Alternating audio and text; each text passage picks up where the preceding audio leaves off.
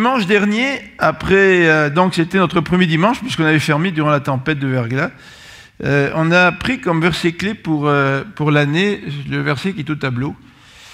Et j'aimerais vraiment vous le rappeler, puis j'aimerais qu'on se le rappelle un petit peu régulièrement durant toute l'année. Combien c'est important de rechercher premièrement le royaume de Dieu. En fait, si on veut prendre un verset qui sert de verset thème pour l'année, il y a des versets comme ça qui englobent toute une façon de vivre. Et ce verset-là, c'est un verset qui englobe toute une façon de vivre. C'est que si on cherche premièrement le royaume de Dieu, eh bien, et sa justice, eh bien, toutes les choses pour lesquelles on peut s'inquiéter, le Seigneur il va pouvoir, c'est lui qui va diriger, c'est lui qui va donner, c'est lui qui va bénir. Et c'est un verset qui demande la foi. Parce que naturellement, nous sommes portés nous-mêmes à s'occuper de nos propres affaires. Bien sûr, la Bible ne dit pas qu'il ne faut pas s'en occuper, mais la Bible dit tu t'en occupes, mais premièrement, c'est le royaume. Et après, ces choses-là vont être données. Alors ça, c'est un acte de foi. Alors le Seigneur nous demande, par exemple, dans Ecclésiaste, il nous dit « Jette ton pain à la surface des eaux », puis tu ne sais pas qu'est-ce qui va en revenir. Donc c'est bon d'investir, c'est bon de travailler. La Bible dit, ça c'est certain. Mais quand le travail, quand l'investissement, quand nos préoccupations deviennent notre priorité dans la vie, on passe à côté d'essentiel. Donc à la fois, nous pouvons être sérieux, investir, travailler, s'occuper de la nourriture et du logement, et en même temps, c'est le royaume qui a la première place, ce n'est pas toutes ces choses-là. Donc ça demande un acte de foi. Et si on est tous ensemble, on est rassemblés pour pouvoir chercher le royaume de Dieu, premièrement le royaume de Dieu, bien Dieu agit. Et on le voit agir dans nos vies. Je vais donner l'exemple mercredi à notre réunion d'Yvon Deschamps. J'espère qu'il n'est pas là ce matin. Mais il paraît. J'espère que mes informations sont bonnes, mais il paraît qu'il a voulu à un moment donné placer de l'argent quelque part, je ne sais plus. Comme ça, là, il dit, je ne sais pas où je dois placer mon argent. Puis il a décidé de le placer dans une compagnie québécoise. Tu sais. Et puis, il s'en est pas occupé. Tu sais. Et puis un jour, il a décidé de retirer son argent. Il avait placé 10 000 $. Vous savez combien il a retiré? 1 million. Il avait placé son argent au tout début du Cirque du Soleil. Mais vous savez, c'est assez drôle, parce qu'il y a des gens qui veulent absolument faire fortune, qui mettent tous leurs efforts là-dedans, puis ça ne marche pas. Puis c'est faillite, puis notre faillite, et puis c'est toutes sortes de problèmes. Puis t'en as d'autres. On dirait qu'ils font fortune, puis on n'a même pas cherché. Ça ne veut pas dire parce qu'on va chercher premièrement le royaume de Dieu qu'on va tous faire fortune. Pas ça l'idée. Mais c'est une illustration qui montre que là où est ton cœur, c'est ça qui est important. Et c'est le Seigneur qui bénit, le Seigneur qui ouvre les portes, le Seigneur qui fraye le chemin pour nous. Tu sais. Et quel soulagement de nous remettre entre les mains du Seigneur au lieu de nous battre pour essayer d'obtenir tout ce que nous voulons. Et l'orgueil, c'est l'inverse de la foi. Alors que nous puissions chercher premièrement le royaume de Dieu et sa justice. Sa justice, c'est dans notre vie, bien sûr, qu'elle va se manifester d'après le sermon sur la montagne. Et toutes ces choses vous seront données par-dessus. Mercredi aussi, à notre groupe, on a donné plusieurs témoignages de comment le Seigneur est intervenu dans notre vie quand on était dans une situation difficile, on ne pouvait plus rien faire. Et c'est lui qui est intervenu. Et c'est lui qui a ouvert les portes. Et ça, c'est des rappels pour nous. Que si nous cherchons premièrement le royaume de Dieu, c'est lui qui va ouvrir les portes. Ce n'est pas nous. Alors peut-être que ce matin, on voudrait que Dieu ouvre les portes dans certains domaines de notre vie, puis on essaie de les ouvrir, puis on n'y arrive pas. Tu sais. Peut-être que le Seigneur demande de lâcher prise et de chercher d'abord le royaume. Et après, il s'occupera de ces choses-là. Alors ça, c'était notre introduction à un passage complètement différent. Donc ce n'est pas une bonne introduction pour une prédication, mais là on va rentrer dans la prédication. On va commencer aujourd'hui une nouvelle série qui fait suite à celle du livre d'Esdras, donc c'est celle du livre de Néhémie. Et c'est intéressant parce que le premier chapitre de Néhémie commence par la prière de Néhémie. Et je vous invite donc à tourner dans vos Bibles ou à appuyer sur vos boutons de iPod ou de cellulaire ou de tablette pour aller jusqu'à Néhémie au chapitre 1er. Vous savez, quand on regarde le livre de Néhémie, on peut certainement le regarder sous différents angles. Un des angles que l'on pourrait choisir, c'est celui du leadership. Parce qu'en fait, Néhémie, c'est un gars qui est un modèle de leadership à bien des égards. Mais vous vous rappelez ce que dit Jésus? Jésus nous parle de l'Ancien Testament, puis il nous dit que toutes ces choses parlent de lui. Alors nous, on va regarder Néhémie en soulignant évidemment certains aspects en rapport avec le leadership quand c'est nécessaire, mais je ne voudrais pas mettre l'accent là-dessus nécessairement. Le livre de Néhémie est inscrit dans la Bible comme faisant partie d'une étape dans la réalisation du plan de Dieu, dans la réalisation du plan de Dieu qui arrive à Jésus-Christ, qui mène à Jésus-Christ. Et vous savez que autant Néhémie qu'Esdras avaient à cœur la reconstruction du temple, la reconstruction de la muraille, parce qu'ils savaient que Dieu avait fait des promesses au peuple, et que ces promesses faites au peuple ne pouvaient pas se réaliser si le peuple de Dieu était détruit, si le peuple de Dieu n'existait plus, s'il n'y avait plus de descendants de David, s'il n'y avait plus donc, de peuple d'Israël, de peuple de Dieu, comment Dieu pourrait-il accomplir les promesses alors qu'il a dit qu'il ne manquera jamais quelqu'un qui sera assis sur le trône de David? Alors, Esdras et Néhémie, ce sont des livres qui sont des étapes dans la réalisation du plan de Dieu. Puis c'est aussi dans cette optique-là qu'il nous faut regarder le livre de Néhémie.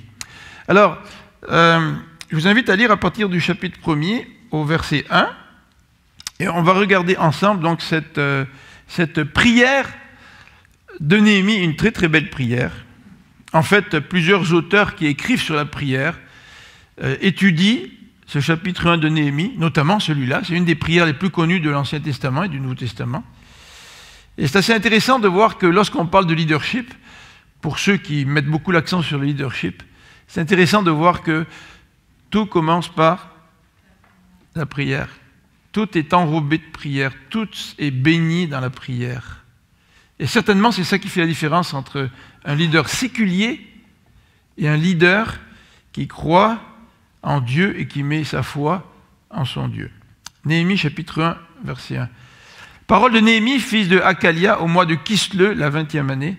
Comme j'étais à Suse, dans la capitale, Hanani, l'un de mes frères, et quelques hommes arrivèrent de Juda.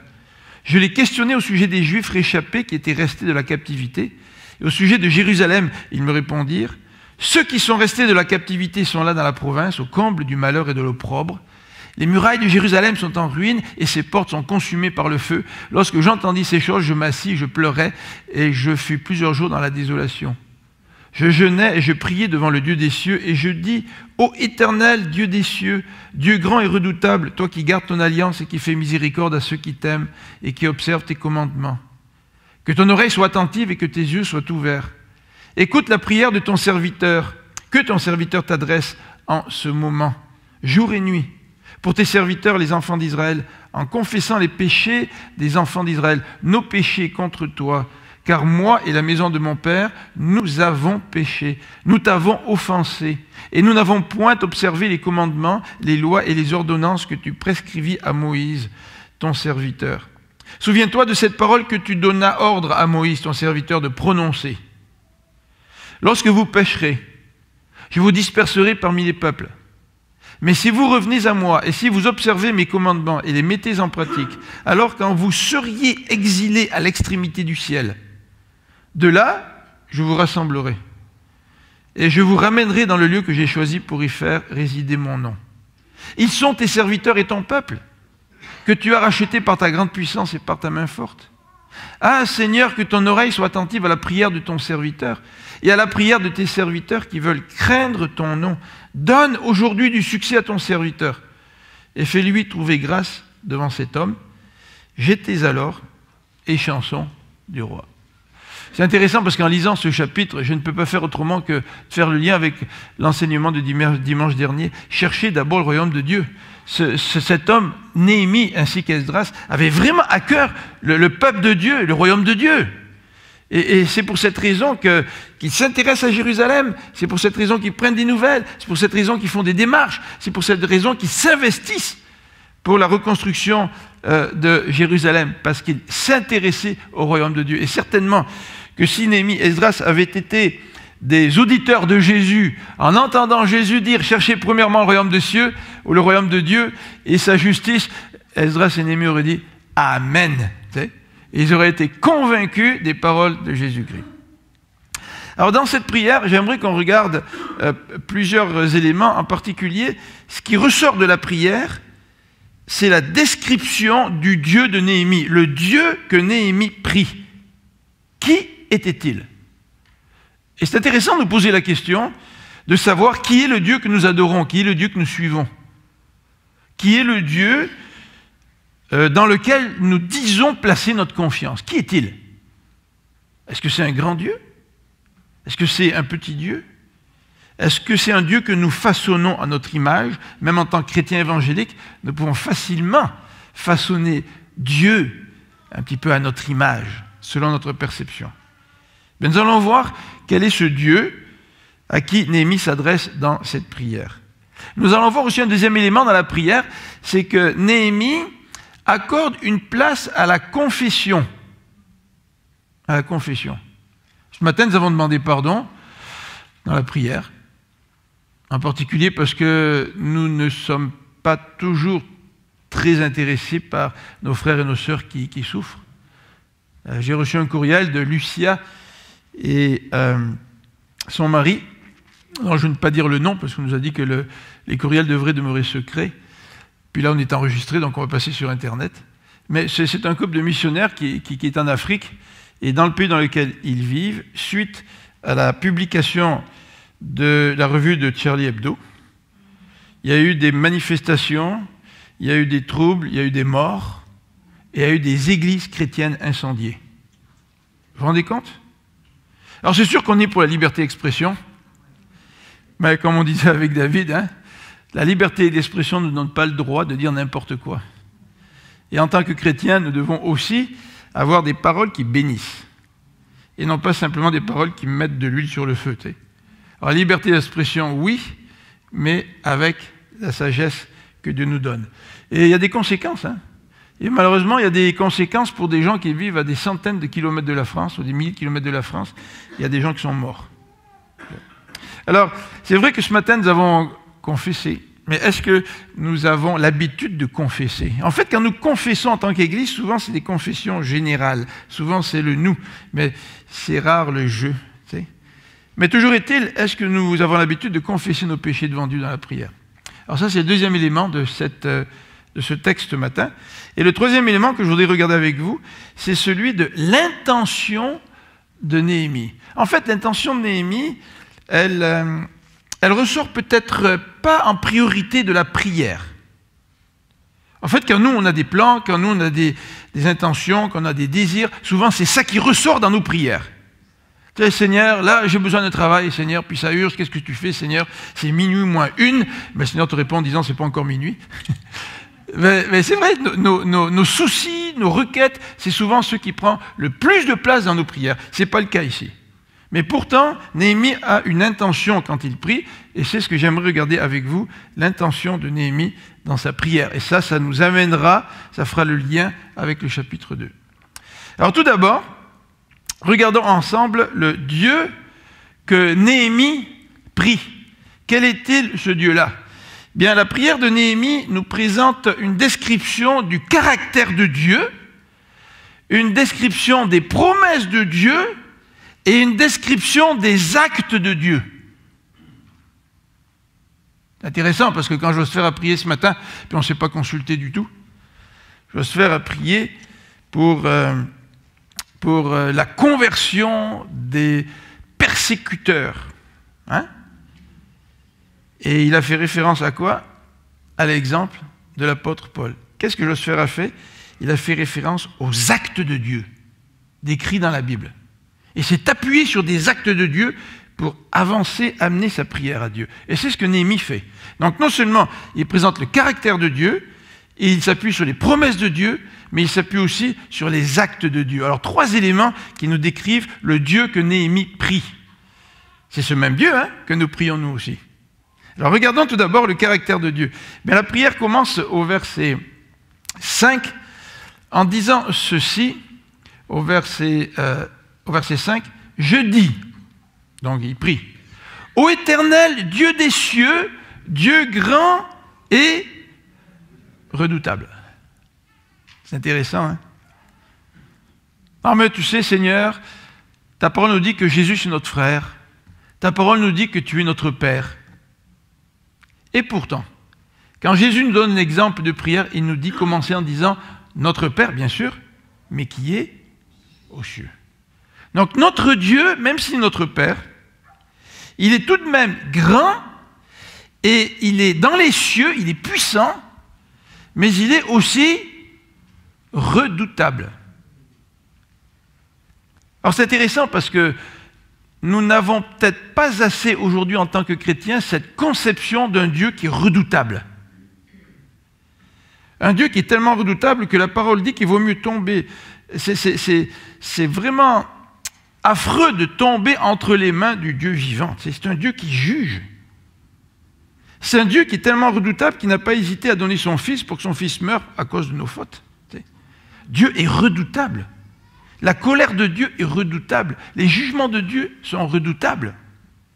Et trop souvent, nous nous contentons d'une certaine relation d'intimité, de camaraderie avec Dieu, en oubliant que Dieu, c'est notre Dieu qui est grand, qui est puissant, mais qui est aussi redoutable. Et ça, Néhémie savait. Certainement qu'il savait parce que son peuple était en exil. Certainement il savait parce qu'il se rappelait que l'exil, c'était l'intervention de Dieu comme jugement sur le peuple.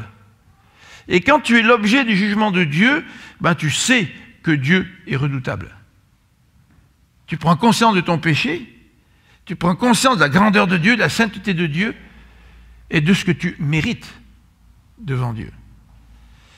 Et peut-être qu'aujourd'hui, on a besoin de découvrir davantage combien Dieu, il est grand et qu'il est redoutable. Mais ce qui est intéressant, c'est que la parole de Dieu nous présente un équilibre dans la description de Dieu. Non seulement Dieu est grand et redoutable, mais Néhémie continue dans sa prière en disant « Tu es redoutable, toi qui gardes ton alliance et qui fais miséricorde à ceux qui t'aiment et qui observent tes commandements. » Quel équilibre! Quel équilibre extraordinaire!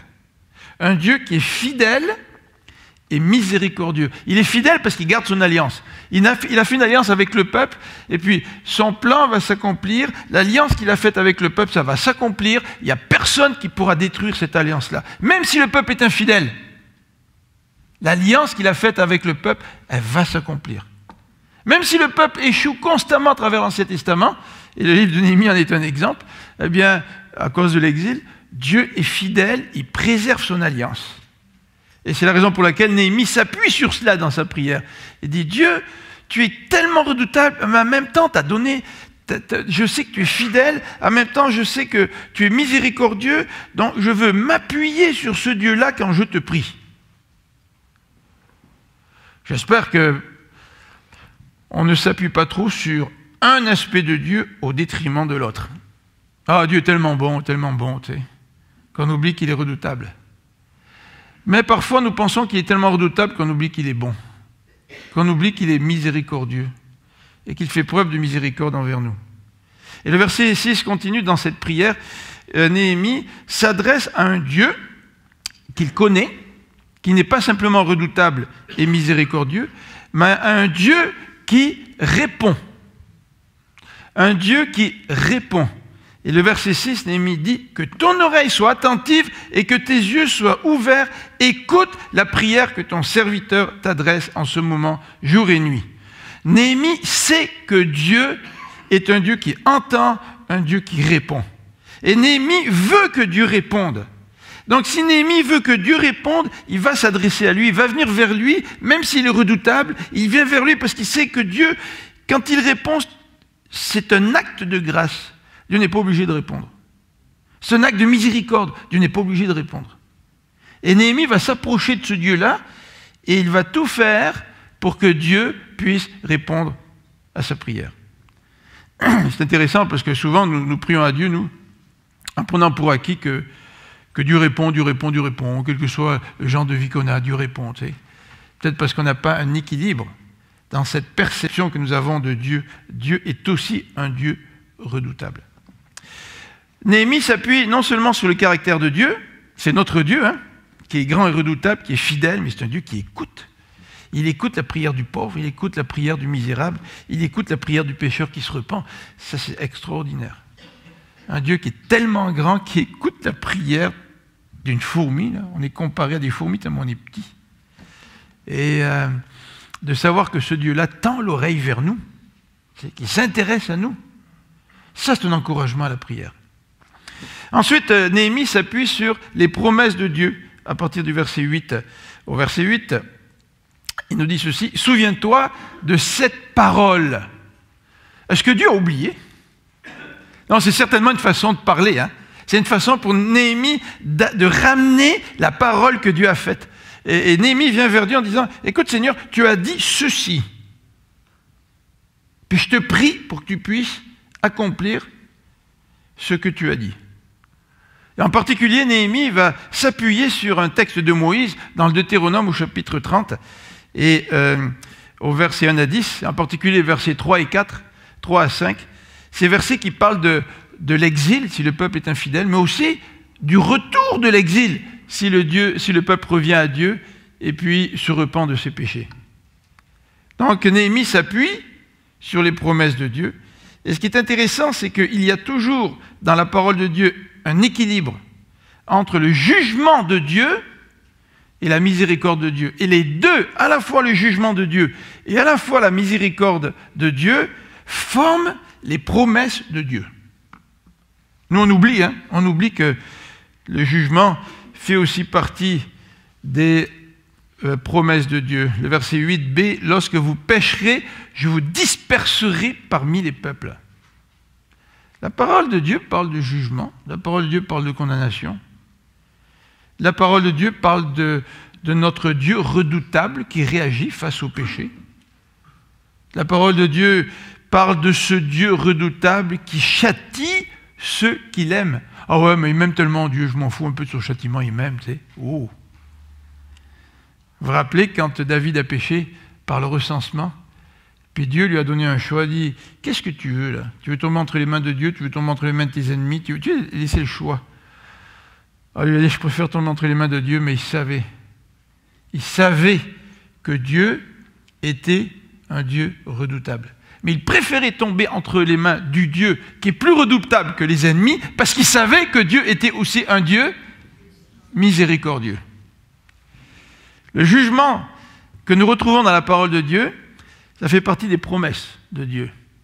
Mais ces promesses-là sont contrebalancées par des paroles de miséricorde, par des paroles de pardon, par des paroles de grâce.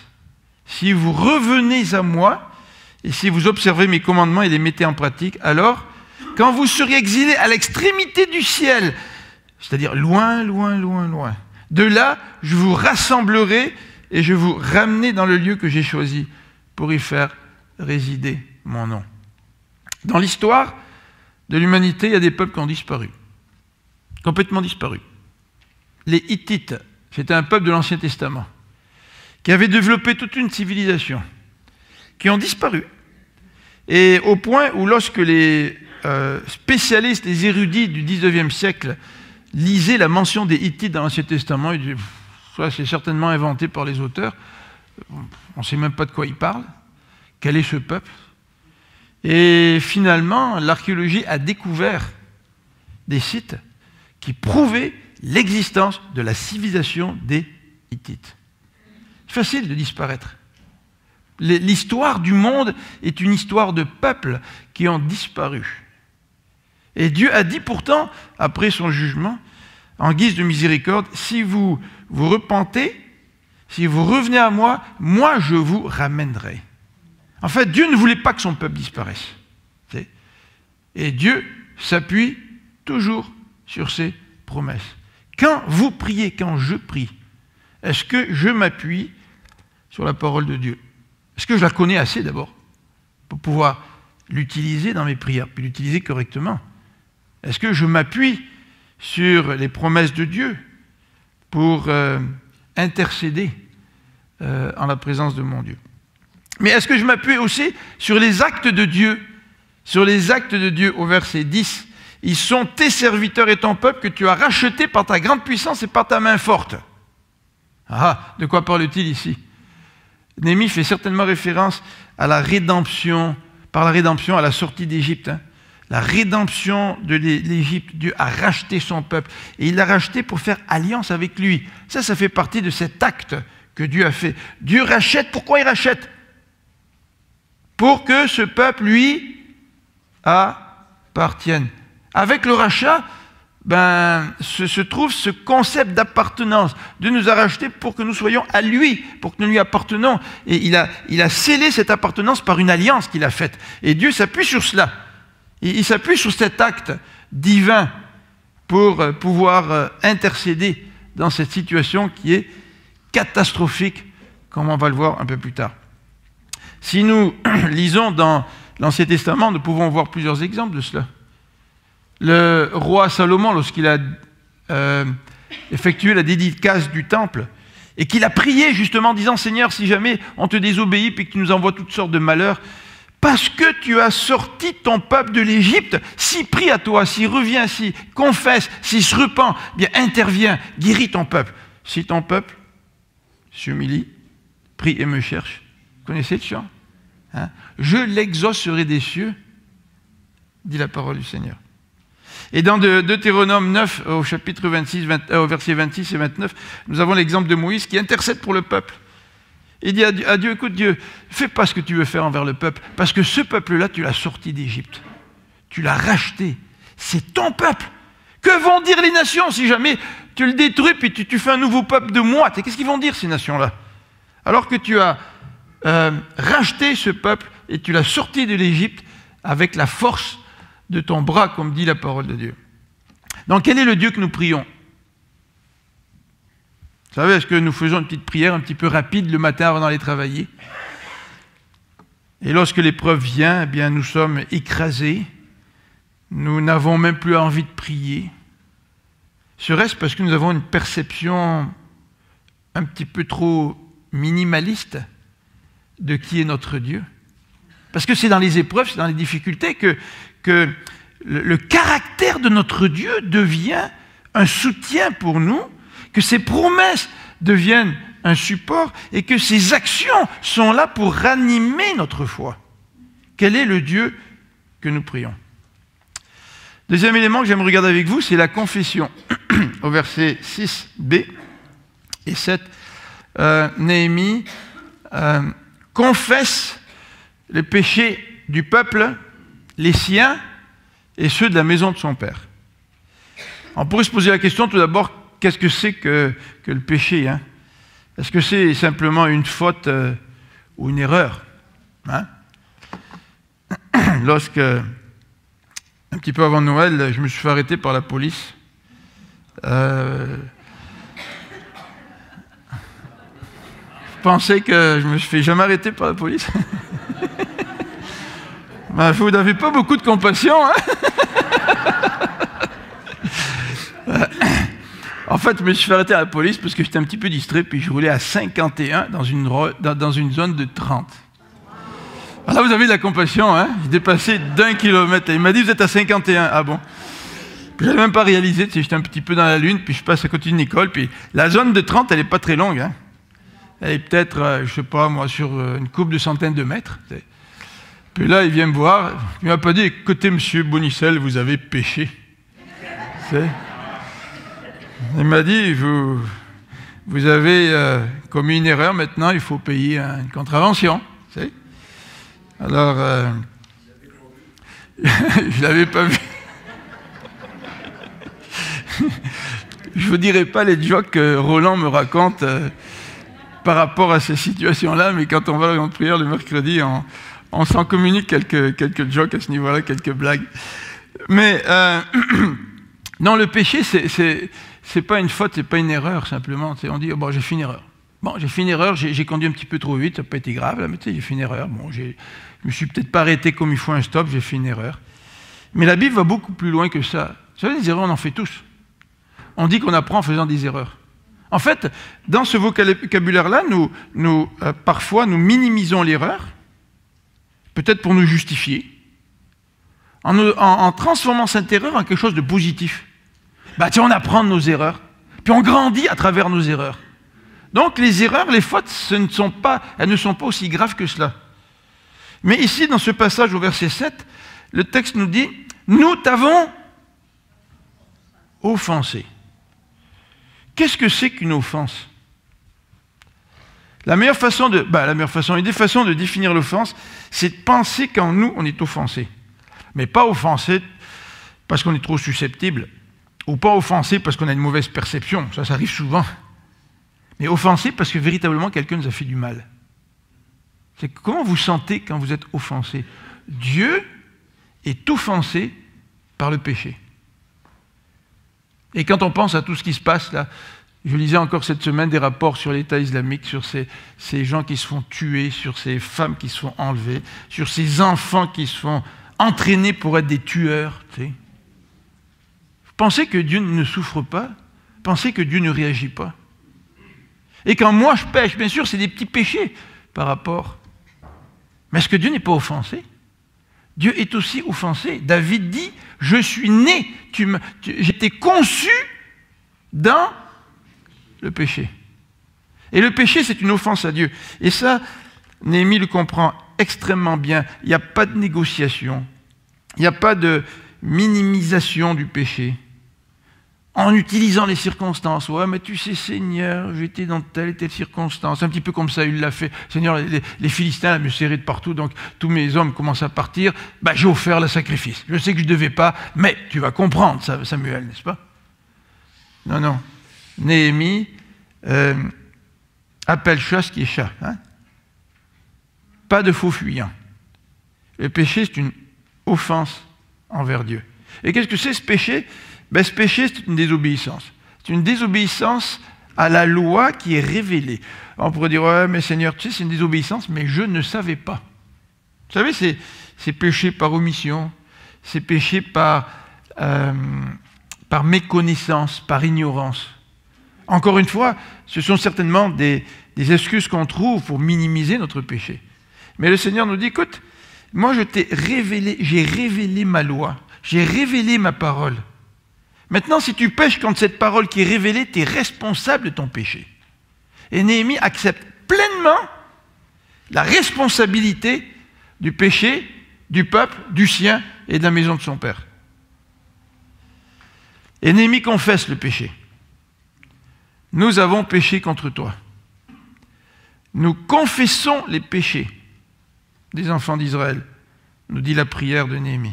Qu'est-ce que c'est que la confession? La confession, c'est une reconnaissance qui est vraie du péché. Pas à moitié vraie, parce qu'on y ajoute toutes sortes d'excuses, mais c'est une reconnaissance telle quelle de ce qu'est le péché. Et c'est aussi un regret profond de notre péché. Et c'est sûr que lorsque Néhémie dit « nous t'avons offensé », certainement qu'il regrette d'avoir offensé ce Dieu si grand, si puissant, si redoutable, mais aussi si plein d'amour et si plein de compassion. Et Néhémie non seulement reconnaît son péché, le péché du peuple, non seulement exprime du regret, mais Néhémie accepte aussi les conséquences du péché. Ça, c'est notre paire de manches. Je peux reconnaître mon péché, et je peux avoir beaucoup de difficultés à accepter les conséquences de mon péché. Alors, c'est certain que si tu as commis une erreur, et puis tu es un piéton à Montréal, puis que tu as traversé un grand boulevard sans regarder les lumières, et que c'était rouge pour les piétons, puis tu te fais renverser, et puis que tu restes paralysé suite à ça, est-ce que ça va être facile pour toi d'accepter les conséquences de ta faute? Alors bien sûr, ça c'est des situations peut-être extrêmes, mais qui arrivent parfois. Mais au niveau spirituel, c'est la même chose. Lorsque nous péchons, il y a souvent des conséquences à nos péchés. David a accepté la conséquence quand Dieu lui a dit « le fils qui était né de Bathsheba va mourir ». Ah, il a supplié Dieu, il a tout fait pour que Dieu n'accomplisse pas sa parole. Il a tout fait. Mais David a accepté la conséquence de son péché. Et la définition de la confession, c'est aussi d'accepter les conséquences de notre péché. Oh, peut-être que dans sa grâce, Dieu va intervenir. Peut-être que dans sa grâce, Dieu va effacer les conséquences du péché. Peut-être que dans sa grâce, Dieu va effacer certaines conséquences du péché. Et dans sa grâce, nous donner la force de faire face à ces conséquences qu'il n'efface pas. Dans cette confession qui se retrouve dans la prière de Néhémie, nous voyons aussi une association. Et ça, c'est intéressant. C'est vraiment intéressant. Une association avec le péché d'Israël d'une part, son péché personnel d'autre part, et le péché de sa maison. Ô combien nous avons de la difficulté à nous associer au péché des autres. Ô combien nous préférons les pointer du doigt en oubliant que nous aussi nous sommes des pécheurs. Combien nous pouvons très facilement pointer du doigt au péché de nos frères et sœurs dans l'Église et pointer du doigt le péché de l'Église en nous distançant de ce péché. Mais si c'est le cas, c'est certainement une marque d'orgueil. Moi, je ne suis pas pécheur comme eux. Vous savez, cette représentation visuelle qu'on peut se faire de ces deux hommes qui viennent prier. « Ah, moi, Seigneur, je te remercie, dit le publicain, parce que je ne suis pas un pécheur comme lui. » Vous vous rappelez? Ouais, le pharisien. Et le pauvre qui est à côté qui dit « Seigneur, aie pitié de moi, puis il se frappe la poitrine, moi qui suis un pauvre pécheur. » Ah, bien sûr, moi, je ne suis pas comme le pharisien. Mais est-ce vraiment vrai? Ne manifestons-nous pas bien souvent cette même attitude lorsque nous voyons le péché des frères et des sœurs qui nous entourent? La confession, un deuxième élément important dans cette prière, mais un troisième élément qui est important, c'est que dans cette prière, même si elle n'apparaît pas au premier plan, nous pouvons voir l'intention de Néhémie. Et nous pouvons voir que les plans de Néhémie ne prennent pas toute la place. Oh, souvent nos plans prennent la place. Seigneur, on voudrait que l'Église double, on voudrait agrandir l'Église, on voudrait faire tel ministère, on voudrait faire tel ministère. Seigneur, Seigneur, pour ton royaume, on veut faire des grandes choses, Seigneur. Puis là, il faut prier pour ça, il faut prier pour ça, pour que le Seigneur nous aide à accomplir des grandes choses pour toi. C'est vrai ça? Est-ce qu'on oublie la confession? Est-ce qu'on oublie d'appuyer nos prières sur qui Dieu est? Ou est-ce que nos projets prennent toute la place, même s'ils sont bien enveloppés dans un beau paquet spirituel? C'est spirituel, travailler pour l'œuvre de Dieu. Moi, je veux chercher son royaume. Et dans le fond, nos prières sont alimentées bien plus par nos plans que par la relation avec Dieu, que par l'action de Dieu dans nos propres vies. Vous vous rappelez lorsque Josué s'est retrouvé devant les murailles de Jéricho? Vous vous rappelez ce que Dieu lui a dit? L'ange de l'Éternel lui est apparu et lui dit « ôte tes souliers parce que l'endroit sur lequel tu te tiens est saint. » Et qu'est-ce qu'il a dit, l'ange de l'Éternel? Il a dit « Écoute, Josué, j'ai un plan, j'ai un rouleau, tiens, je vais te le dérouler là, puis je vais t'expliquer exactement le plan pour prendre la ville de Jéricho. » C'est vrai? C'est pas ça qu'il lui a dit. Il lui a dit de reconnaître la sainteté de Dieu. Le plan, ça passe en deuxième. Et chaque fois que nos plans, même s'ils sont pour le royaume de Dieu, passent en premier, ce n'est plus la recherche du royaume de Dieu. Parce que la recherche du royaume de Dieu consiste en tout premier lieu à chercher Dieu lui-même, avant de rechercher nos propres plans pour le royaume de Dieu. Donc, dans ce passage, nous voyons son intention qui prend une place bien plus réduite que celle qu'on aurait pu percevoir, qu'on aurait pu croire. Son intention, c'est d'intervenir dans la situation. Et la situation, c'est une situation de crise. Et bien sûr qu'il a le royaume de Dieu à cœur, cet homme-là, tout comme Esdras. Et bien sûr qu'il veut pouvoir reconstruire le temple, qu'il veut pouvoir reconstruire les murailles. Bien sûr qu'il a à cœur le peuple de Dieu, bien sûr qu'il a à cœur Jérusalem. Il a entendu parler des prophéties, puis il sait que les prophéties vont s'accomplir au travers du peuple de Dieu. Donc c'est important, le peuple de Dieu. C'est important de consacrer sa vie au peuple de Dieu. Il connaît la situation. Au verset 3, il a entendu un rapport qui venait par l'intermédiaire de ceux qui sont venus en provenance de Jérusalem, et il nous dit que ces gens-là sont au camp du malheur, de l'opprobre, les murailles de Jérusalem sont en ruine, et ses portes sont consumées par le feu. Néhémie, il connaît très bien la situation. Contrairement à bien des gens qui veulent travailler pour le royaume de Dieu, et qui ne sont pas toujours très au fait de la situation. Et en particulier, qui ne connaissent pas très bien les manigances du diable, des hommes et des femmes qui sont remplis de très bonnes intentions, mais qui peuvent, au prochain virage, tomber face à la tentation, mais qui sont remplis, évidemment, d'ardeur, d'enthousiasme, parce qu'ils veulent travailler pour le royaume de Dieu. Alors Néhémie connaissait très bien la situation. Néhémie savait exactement ce qu'il en était. Ce n'était pas juste un idéaliste. Néhémie, c'était quelqu'un qui connaissait très bien la situation, qui savait de quoi il en retournait. Et le texte nous dit qu'il était profondément affecté par la situation. Profondément affecté par la situation. Regardez le verset 4. Lorsque j'ai entendu ces choses, je m'assis, je pleurais, et je fus plusieurs jours dans la désolation, je jeûnais et je priais devant le Dieu des cieux. On a parlé de nos frères et sœurs qui sont persécutés. Il y en a qui meurent. Porte ouverte a publié son rapport en 2015. Des 50 pays où il y a le plus de persécution dans le monde. Et c'est vrai qu'il y a des gens qui meurent pour Christ aujourd'hui, sans compter ceux qui sont arrêtés.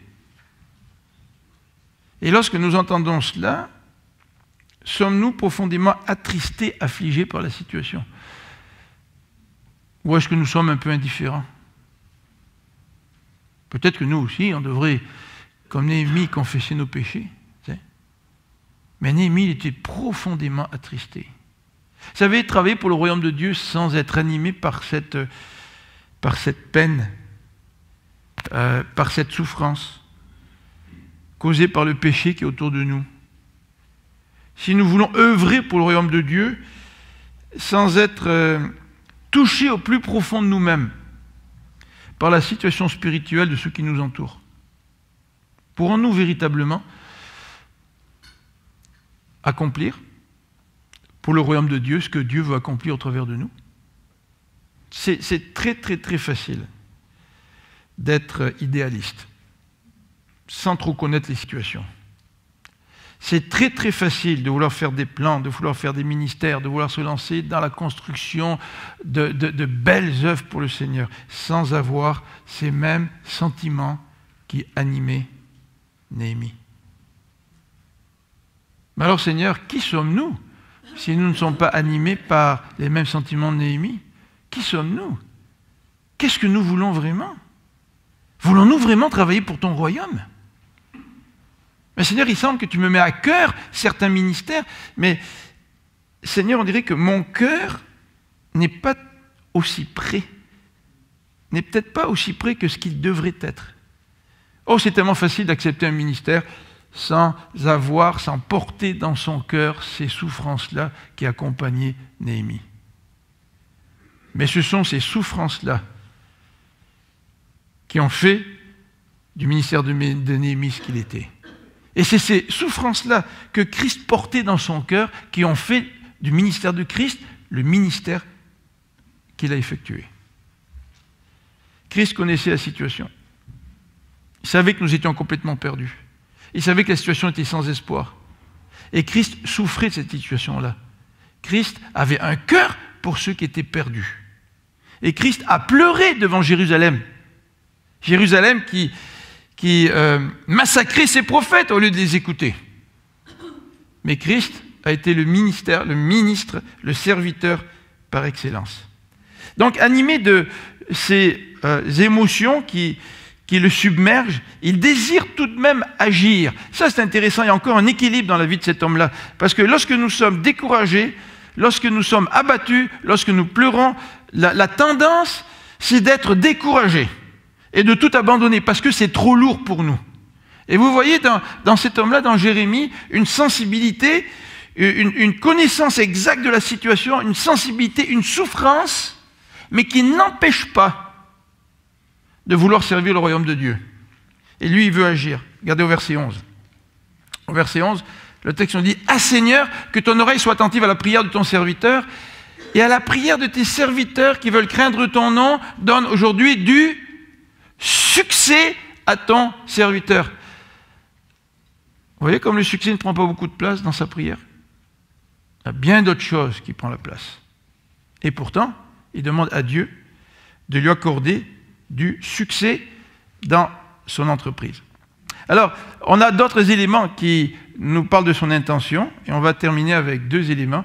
Premièrement, c'est que Néhémie sait attendre.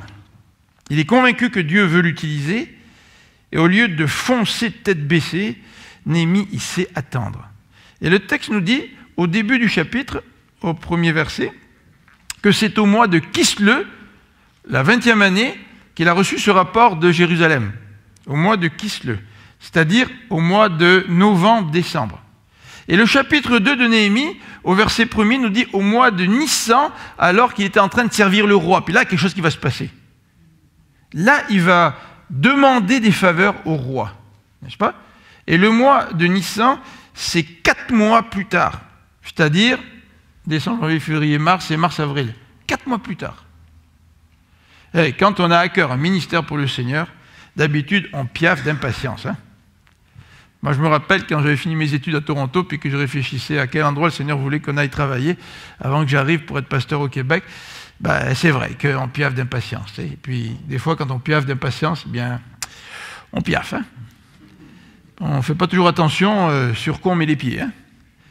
Et parfois, on est tellement enthousiaste, et j'ai vu des hommes et des femmes tellement enthousiastes qui disaient pour se défendre, ben, on ne fait pas d'omelette sans casser des œufs. Mais peut-être que tu ferais moins de dégâts si tu attendais. Et que tu attendais l'heure de Dieu. Et que tu priais en attendant, comme faisait Néhémie selon ce texte. Il prie. Il prie. Et ce verset, ce passage-là au verset 11, en tout cas, nous dit qu'aussi les serviteurs de Dieu prient. Regardez le verset 11, c'est vraiment extraordinaire là, de voir cela. Au verset 11, « Sois attentif à la prière de ton serviteur et à la prière de tes serviteurs. » Néhémie était pas seul. Et certainement que si Dieu vous appelle à le servir, si Dieu vous appelle à relever des défis avec lui, une des premières choses à faire, c'est de prier avec d'autres personnes. Et Néhémie a prié avec d'autres personnes. Ses collègues de prière, ses compagnons de prière sont comme des garde-fous aussi avec lui. Hein. Mais ensemble, ils prient. Et ils attendent le moment de Dieu. Et le moment de Dieu vient parce qu'on voit la main de Dieu dans ce passage. Et la main de Dieu, elle vient souvent au travers de la providence. Et la providence, ce ne sont pas les portes fermées à travers lesquelles moi je passe de force et que je brise. Pas ça les portes ouvertes. Et souvent, nous voulons tellement aller de l'avant que nous sommes un petit peu comme Balak et Balaam. Vous vous rappelez l'exemple de Balaam? Il voulait aller maudire le peuple d'Israël, mais il savait que Dieu ne voulait pas, puis il va pareil. Tu sais. Et l'argent, qu'est-ce que tu veux? L'argent. L'argent fait que, ouais, peut-être que Seigneur, tu changes d'idée. Tu sais. J'aimerais bien avoir l'argent. Tu sais. C'est peut-être pas l'argent qui nous pousse aujourd'hui. C'est peut-être l'orgueil. C'est peut-être le désir de s'affirmer. C'est peut-être le désir de faire des choses pour Dieu. Mais Dieu ne veut pas qu'on le suive en ayant le désir de faire des choses pour lui. Il veut qu'on le suive parce qu'on l'aime, parce qu'il est qui il est. Et parce qu'on l'aime, on va agir pour lui. Alors, la providence est certainement ces signes que Dieu place devant nous. Un petit peu comme quand Gédéon, avec son coéquipier, a entendu le rêve du soldat. Vous vous rappelez le rêve du soldat? Pendant la nuit, il avait fait un rêve. Et le rêve a montré à Gédéon qu'il fallait attaquer, puis que Dieu allait lui livrer ses ennemis entre ses mains. Est-ce que nous savons reconnaître les signes de la providence? Et ce n'est pas toujours des rêves que Dieu va nous envoyer pour nous montrer que c'est le temps d'agir. Et le deuxième élément dans ce passage, c'est la manière dont il parle. Il a une perception qui vient de Dieu. Au verset 11, « Fais-lui trouver grâce devant cet homme. » Un homme. C'est qui cet homme? C'est le roi Artaxerxès. Ah, c'était l'homme le plus puissant de l'époque. Tu sais. Et notre ami Néhémie demande à Dieu d'intervenir auprès de cet homme. Il n'a pas dit le roi, le tout-puissant, comme s'il tremblait devant Artaxerxès. Non, il sait qu'Artaxerxès, c'est un homme comme les autres hommes aux yeux de Dieu. Oh, il sait qui il est. Parce que quand le roi, au chapitre 2, lui a demandé « Pourquoi tu es triste ?» Oh, il savait qu'il risquait sa vie, là, comme on va le voir la semaine prochaine. Il risquait sa vie. Il connaissait la puissance de cet homme. Mais là, parce qu'il a la perspective de Dieu, il sait que Artaxerxès est un homme comme les autres entre les mains de Dieu. En fait, Dieu peut tourner le cœur du roi comme il veut. Hein, nous dit les Proverbes. Et le dernier élément qui nous parle de la main de Dieu dans ce passage, c'est que le texte nous dit « J'étais alors échanson du roi ». Et Néhémie avait compris que Dieu l'avait placé dans cette situation-là pour qu'il ait un rôle à jouer. Et que dans sa providence, Dieu avait déjà préparé les choses. Vous vous rappelez l'histoire d'Esther, là? Mardochée dit à Esther, Dieu t'a placé là pour que tu sauves ton peuple. Hein. Dieu t'a placé, il a travaillé les circonstances pour que tu sois là où tu es. Et là où nous sommes aujourd'hui, c'est certainement une préparation dans sa providence que Dieu fait pour nous, pour que nous puissions le servir là où lui décide que nous puissions le servir. Quelle prière! Quelle prière, la prière de Néhémie, n'est-ce pas? Quelle belle prière! Je ne sais pas comment vous réagissez en écoutant cette prière. Moi, ça me stimule à prier.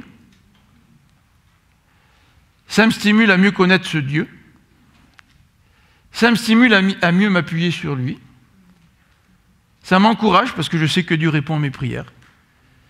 Et puis je sais que si je veux chercher le royaume de Dieu et que je veux le servir, Dieu va tout préparer.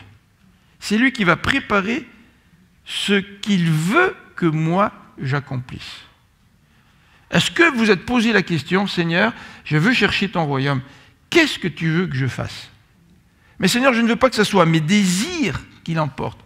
Je ne veux pas que ce soit mes plans qui l'emportent. Je veux que ce soit toi qui puisses me diriger et toi qui puisses me conduire. Seigneur, donne-moi d'abord un fardeau. Mets sur mon cœur un réel fardeau. Néhémie avait un fardeau. Sans fardeau, un ministère ne devient probablement qu'une œuvre humaine, mais que Dieu place sur nous un fardeau. Est-ce que vous avez un fardeau pour exercer un ministère dans l'Église? Ou peut-être que vous exerciez déjà un ministère dans l'Église, mais vous n'avez plus véritablement le fardeau. Alors au lieu d'arrêter, peut-être dire à Dieu, Seigneur, redonne-moi le fardeau. Redonne-moi peut-être le fardeau pour les enfants. Ça fait quelque temps que j'enseigne l'école dimanche, puis là, je suis dans une routine. Mais donne-moi le fardeau pour ces enfants-là. Seigneur, je joue de la musique, je suis à l'adoration, mais Seigneur, donne-moi un fardeau pour que chaque dimanche, je puisse vraiment désirer ardemment t'adorer au travers de ce ministère. Nous allons prendre le repas du Seigneur ensemble. Mais j'aimerais qu'on puisse tout d'abord prier et qu'on puisse passer quelques instants avec des prières très brèves, là. Une couple de phrases, pas plus, là. Quelles sont les prières que ce passage nous inspire alors que nous allons prendre le repas du Seigneur ensemble? Alors prions, s'il vous plaît.